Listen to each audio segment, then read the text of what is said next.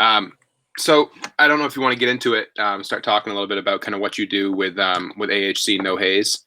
Um, Kind of why we have you on here today. Yep. So just starting. So do you want to tell us like a little bit about yourself, a little bit about your background, and how you kind of got started with that? Sure. It's an interesting situation. I've been around athletics my whole life and been around, you know, classroom teaching, going around and go to these professional developments Hmm. and you hear these people speak. And for some reason, I just saw the stuff with hazing and I looked into it one day and there was no one doing it. And the only people that were doing it were psychiatrists and psychologists. There was one lady from New York that was famous for doing it. And I realized that coaches don't care how the medulla oblongata works. They're more concerned about someone who's experienced it and get right to it. So what I did is I looked into it, and there was no one doing it. And I started. I came home one day and I told my wife what I was thinking of going to do. She said I was crazy. I said, "You already knew that. You're married to me." So basically, that's how it all started. And I went and I really didn't know what I was doing, to be honest with you. And I did some homework, built up a PowerPoint, started sending out a bunch of stuff to a bunch of people for conferences. And I started getting people to come in, call to go speak, and took off. Hmm. And I've been doing it about 6 years. And I probably have been to 80 to 100 different schools and conferences and stuff like that. And unfortunately, I'm getting calls when people have already had a situation. So Yeah. I'm trying to have people to be proactive instead of reactive. But the Right. program is really powerful, especially for coaches, student athletes, and even more importantly, it's parents that actually like the program. Well, and that's one of the things too. I think getting parents involved is huge in that key. One of the things I've noticed is parents are seeming to get, for good or for bad, a little bit more of a hold on their kids' life sometimes. You So you think? can get them to. I think so personally. Oh, You know more than I do. well, it's unbelievable. You know, these helicopter parents and the parents that think the kid's going to be the next Heisman Trophy winner, or they're going to be the next, Gold Glove winner in baseball or lacrosse player or basketball. It's because I think AAU and everything, and it's not reality. Let a kid be a kid. They get burnt out real quick. Right. I think it comes from a point or a good point, I guess. Or they're hoping for a positive end goal, but I think sometimes that goal might be a little too lofty, and that can really cause some negative side effects along the way. I couldn't agree with you more. And you know what? None of these kids have ever been told they're not good. Right. For the parents. So when they get to high school, they wonder why the kid's not playing. Well, to be honest with you, sir, the kid's not that good. But they don't like to hear the reality. They don't like to hear the truth. And I Right. think that is the biggest issue. No matter where I go in the Hmm. country, that's that's everywhere. In that whether you're a coach, you're the leader of the chorus of the band. Every parent. That's the what it is. It's the mentality of, unfortunately, that's the way we are. It's Right. all about everyone gets a trophy. Hmm. So I think that's all absolutely hitting the nail on the head right there. Um, so I don't know if you want to maybe dive into some of the warning signs about hazing or some of the more things a coach can do. I know I'm trying to tailor this more for coaches. Sure. Um, so things a coach can look for maybe, or things a coach could be doing to keep that positive locker room kind of mentality. Well, the number one thing is you got to try to get the old saying is John Wooden said that the athletes don't care how much you know until you show them how much you care. So you really have to get them to buy in. And one of the things that you have to do is you know, the biggest thing with hazing is many different stats. And one Mhm. of the most amazing stats, there's many different ones. One of them is 47% of the kids before they entered high school have seen some type of hazing. 50, 95% of the kids in high school will say they don't do it. They will never say anything about it because they're afraid. They don't know what to do. They see Mhm. the hazing going on, but they don't tell anybody. But the one that shocks me is 20% of the survey said that the coach or the advisor is part of the hazing. So one of the things that I try to tell coaches what you need to do is build a culture, and the culture is that you got to have the kids say if they see something, say something.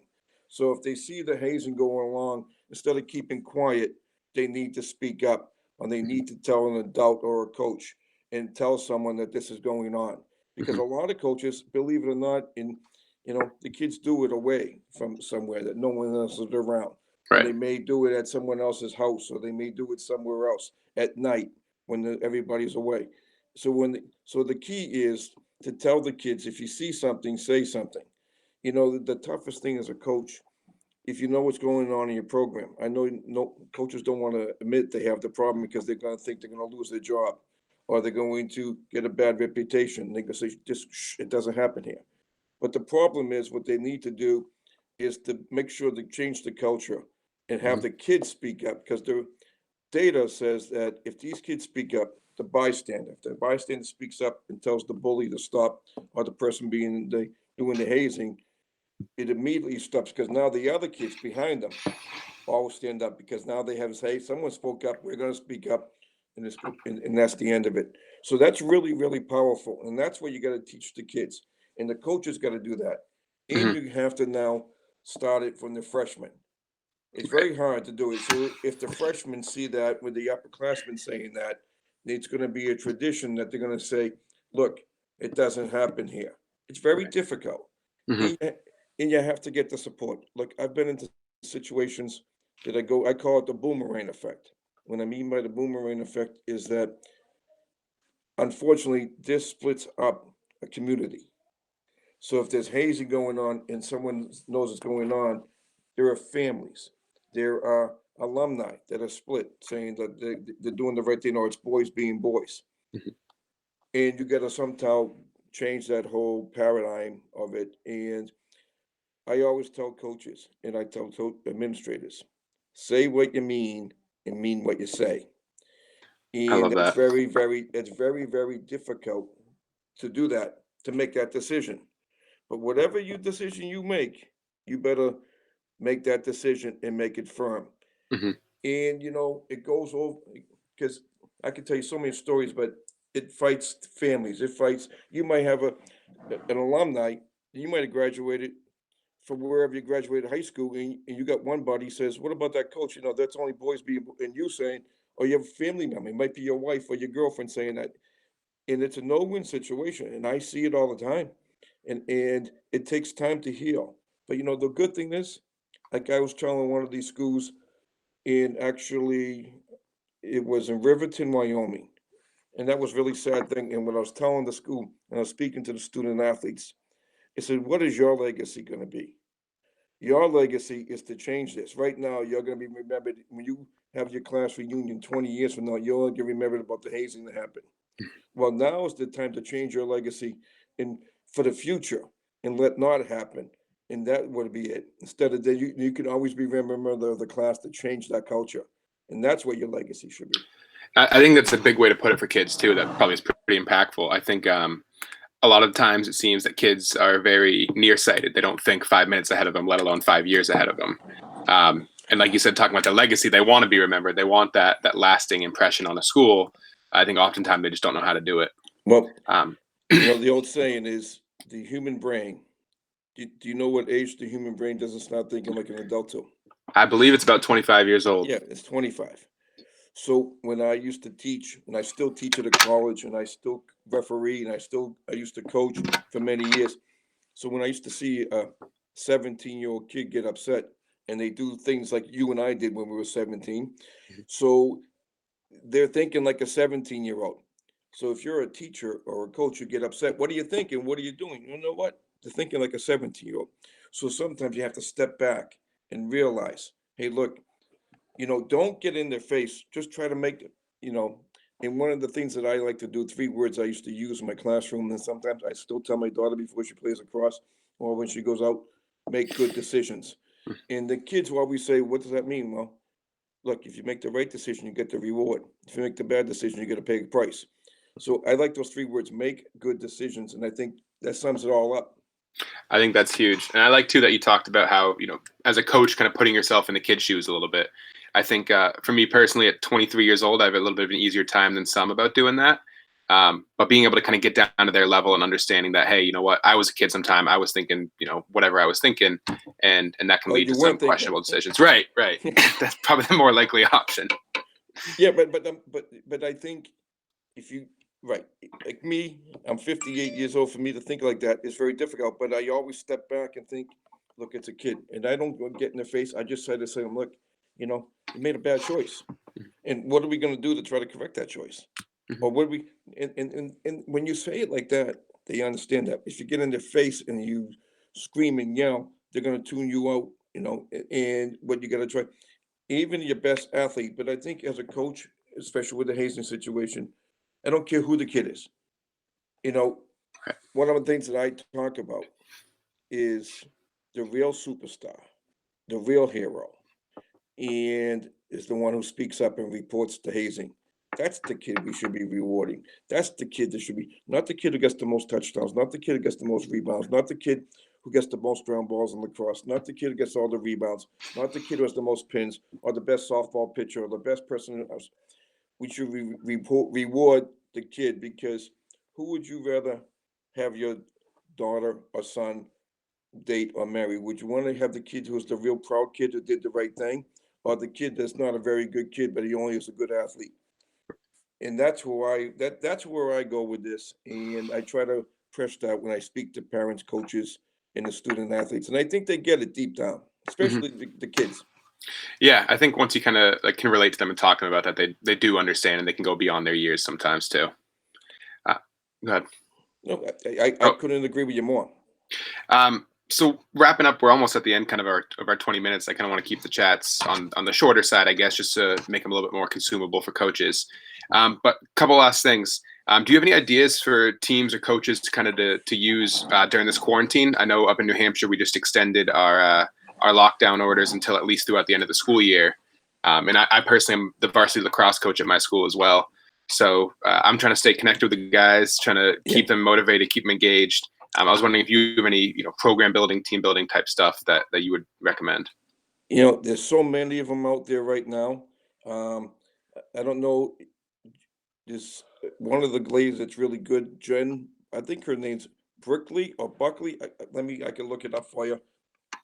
She Yeah. she does a lot of great stuff, and she does a lot of training. She's a trainer as well, Hmm. and she is really good access. You know, competitions. Like, what color is your schools? What color is your schools? We're blue and yellow, blue and gold. So you make a blue team, you make a yellow team, and have them do different things. Okay, who can go out to do the most sprints on their Hmm. mileage? Do different events like a shuttle drill, or come up with some ideas, video, something like that. Hmm. I think that would be really, really, I know that's what a lot of colleges are doing right now, and making a competition. I'm even looking at doing that with my phys ed class too. I know they're competitive driven class, so they're enjoying it for sure. So I'll definitely be working on that with my team. And then the last thing, I'm kind of wrapping up. One of the things I'm trying to do with all the coaches is kind of 3 tips to wrap up with this. And generally, it's more from the coaching perspective, so I'd be interested to get your perspective as well. But the first tip kind of is like one tip you would have for somebody who's looking, a younger coach, kind of like myself, who's looking to start a career in coaching, and maybe from the anti-hazing side, one tip you would give to a young coach looking to get involved. I think, you know, I know one thing for any young coach: you're not in it for the money, Hmm. and you gotta, do whatever you're asked to. And this is a great profession. Anything in the athletic profession is a great profession, but the problem is the hours will kill you, and the highs and the lows. But you have to understand, if you really want to do it, you got to show people that you're there for the right reason, and don't give up. Hmm. And some days you're going to shake your head and say it's going to be a better job than this, and then there's other days saying this is the best job in the world. And there's other days, like when you first started school teaching. Anybody who's never, anybody who's ever taught at the first 3 years and they didn't go in their car and said there's going to be a better job than this, they haven't done a job. So you know what? You remember you're in it for the right reason, and we don't feel like that anymore. That's when it's time to get out. Absolutely. I'll always remember I had my sophomore year of college when I was starting to go through this. I was going through a tough time, classes were hard, whatever it may be. And I reached out to my old physical educator. His name is Ben Forbes, and Ben was one of the reasons I got into phys ed, one of the reasons I got into coaching. And he said, you know what? one of the jokes he made was, well, one, all your friends that are taking all their time off, not having homework, they're going to be hating their job in 5 years. But two, he said, remember why you do it. And he said, calls like this are why he does it. He Yeah. says, you teach the kid, not the subject. You coach the kid, not the game. And that's always stuck with me. That's something I live by to this day. Well, let me tell you, as a veteran teacher, there's nothing better feeling than when you see some kids that you taught and they say thank you, or you forgot about them and they've seen you somewhere out in the public maybe 20 years later and they say thank you. And that's where it's all comes in. And Yeah. and one other thing that I remember is what I learned in the classroom: be careful which kids. Every kid's listening. So you might be reaching out to one kid and they're not listening, but someone else in that room's listening. Absolutely. I love that. So my next tip, number two, would be what is a tip you have for a player? So maybe like a high school player, if you could give some word of advice that hopefully doesn't go in one ear out the other, but something you wish they could hear. Well, be a leader.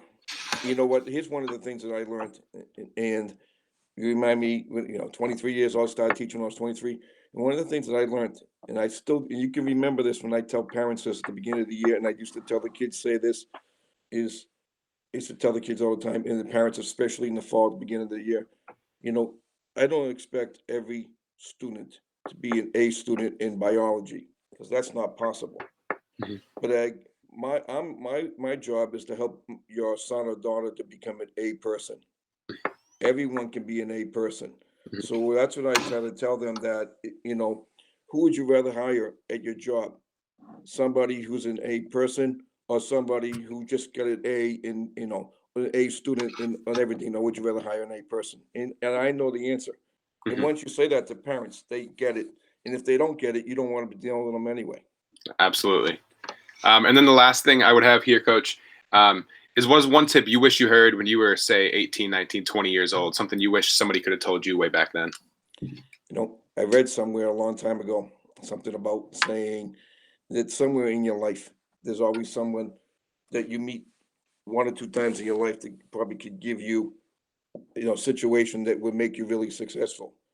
But you don't realize that because you didn't take the opportunity. So when you're 18, 19 years old, you know, remember that there's a lot of people out there to help you. And if you get the right attitude and the right work effort, you'll be very successful. And not just to blow it off like a typical 19-year-old kid. Awesome. Well, thank you, Coach. Last thing I got here is one of the things I'm trying to do for all the coaches and everyone who's given me some of their time, donating their time to help me out, is try to do something to help you out as much as possible. So I want to use this time, if possible, if you have anything you want to talk about, if you want to talk about AHC No Haze, that would be awesome. Yeah, I appreciate it. And what my program really does is to help coaches. If there's one thing, everyone thinks in the coaching business that wins and losses are important. Mhm. That's really not important. It is important, but what's important is how you treat the kids.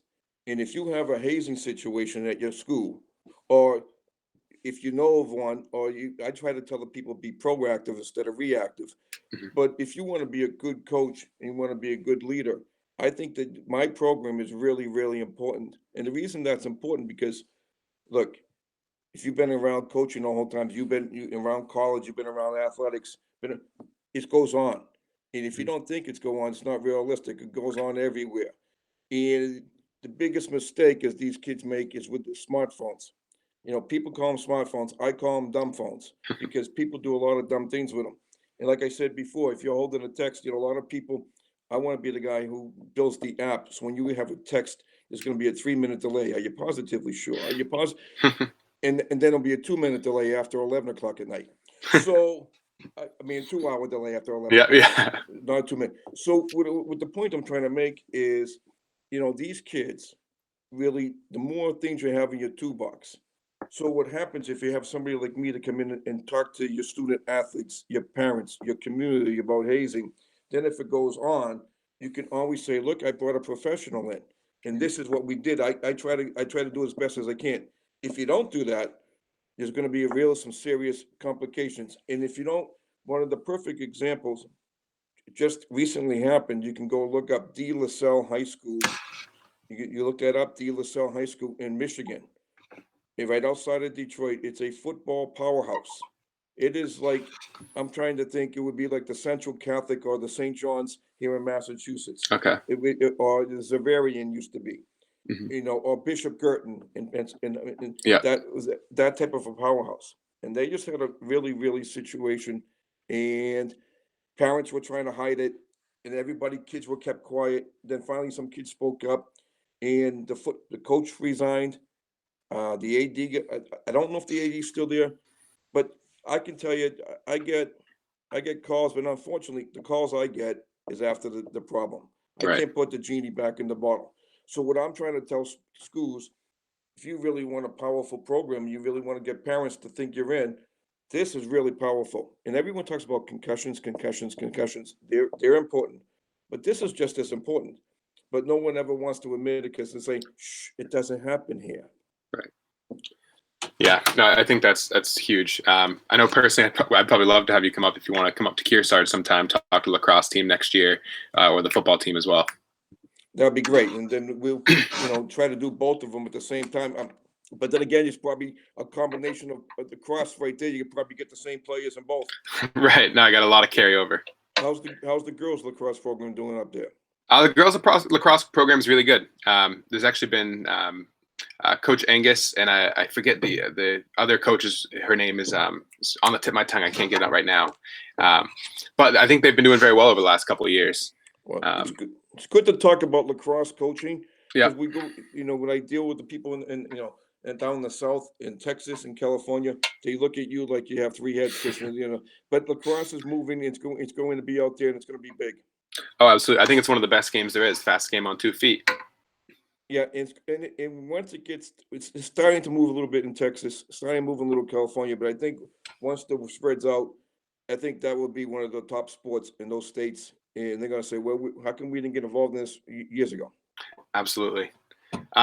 Well, Mr. Goodwin, thank you again for coming on.